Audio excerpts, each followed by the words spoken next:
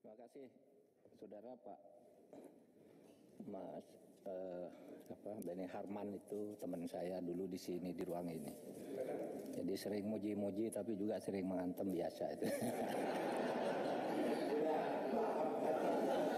Kalau Arteria ini sebelum di DPR saya sudah kenal baik. Saya heran waktu itu anak ini kok pinter tapi anak teknik kok pinter hukum gitu ya. Jadi pengacara. Jadi saya panggil dia sedang ngerokok. Kamu pinter dong. Tapi ya dijaga ya hukum dan politik itu. Tahu-tahu periode berikutnya masuk ke sini dia. Makanya tadi bilang kenal itu karena itu sebenarnya. Dulu banyak nangani kasus di MK dan bagus argumennya. Padahal dia di riwayat hidupnya tuh lulusan Fakultas Teknik, belum ditulis hukumnya waktu itu. Nah baik, gini loh Pak, banyak sekali hal yang sebenarnya tidak saya katakan lalu dibilang saya katakan.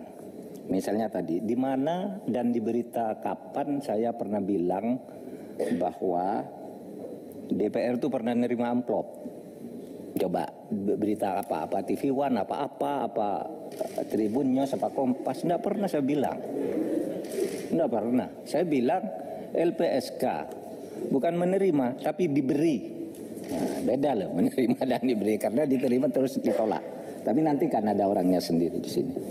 Itu juga saya dengarnya dari LPSK sendiri ketika kami koordinasi masalah itu. Gitu.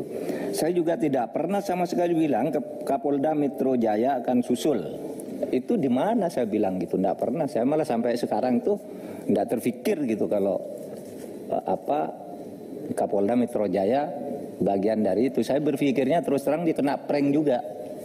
Ketika peluk nangis itu dalam pikiran saya mungkin ini sama dibisikin, saya ini didolimi bang sehingga dipeluk-peluk gitu dalam pikiran saya. Oleh sebab itu iya kan waktu itu digini sudah Dinda sabar kira kan gitu yang dikatakan itu.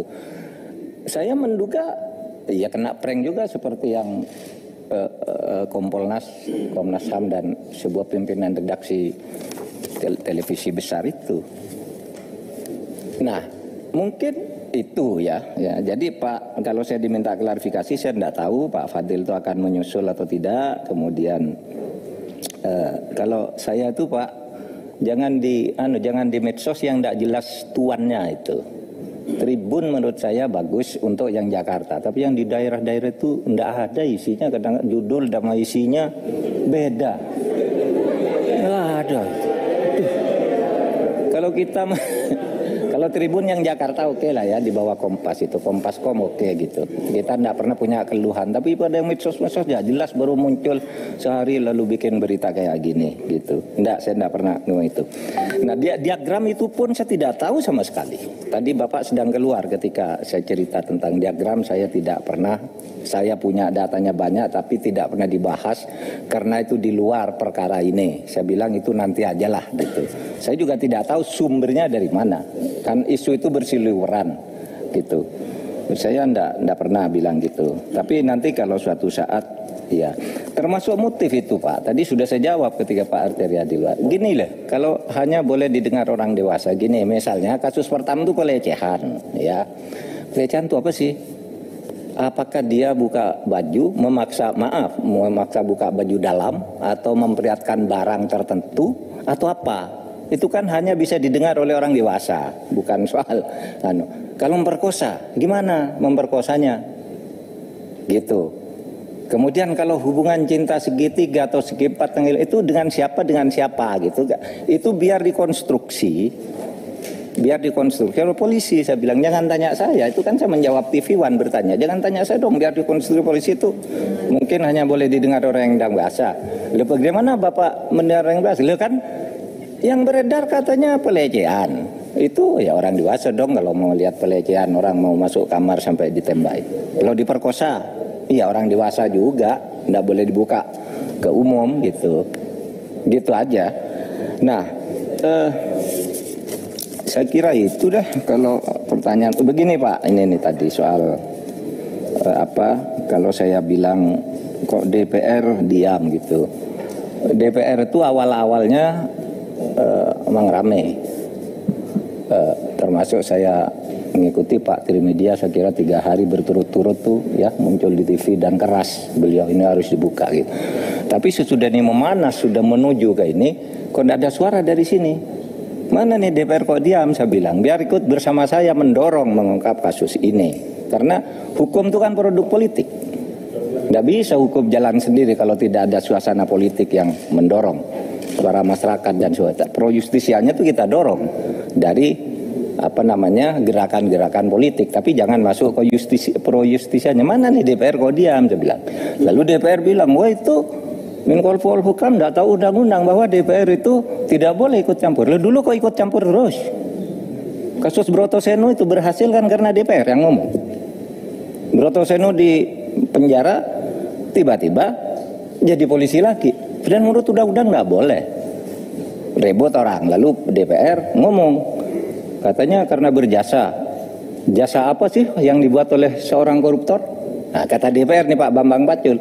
Nah, sudah itu Kapolri terus bergerak tuh bersama Kompolnas. Pecat lagi, dibuat perkap dulu. Urusan pencabulan santri ngomong, urusan apa ngomong. Jadi saya tunggu-tunggu karena saya selalu merasa cicat gitu. Sana ngomong sana sini, sama ngomong sana sini, biar kebenaran itu keluar. Gitu sama Pak, dulu ketika saya di MK itu, saya tahu ajudan saya ditarik semua, katanya mau diculik barang bukti rekaman itu. Tapi saya kan TikTok dengan publik, dengan DPR. Kita ngomong di sini publiknya bergerak, selesai masalah cicak buaya 2 itu. Loh, kalau saya sendiri gitu udah selesai tuh, udah masuk 2 penjara 2 orang tuh. Gitu. Saya menggunakan cara yang sama tetapi tidak melanggar hukum. Terukur. Gitu. Apa yang boleh saya buka ke publik, apa yang tidak saya ukur betul gitu. Tetapi saya memang disertasi saya itu politik hukum. Sehingga saya tahu bagaimana caranya menggunakan politik agar hukum bekerja. Gitu aja kalau saya. Jadi saya minta maaf untuk hal-hal yang tidak bisa saya jawab, tapi saya nanti akan ketemu, boleh dengan Bapak berdua, kapan kita atur, saya beritahu hal-hal yang tadi ditanyakan gitu. Karena itu duga nanti akan muncul di sidang, Saya sudah koordinasi dengan kejaksaan, jangan ada yang ditutupi, buka aja. Termasuk kita yang minta agar ekshumasi, katanya ekshumasi hanya boleh dibuka oleh hakim. Saya bilang undang-undang apa yang melarang ekshumasi dibuka publik? Uang palsu aja diletakkan di meja kalau barang bukti. Ekshumasi kalau publik minta buka aja.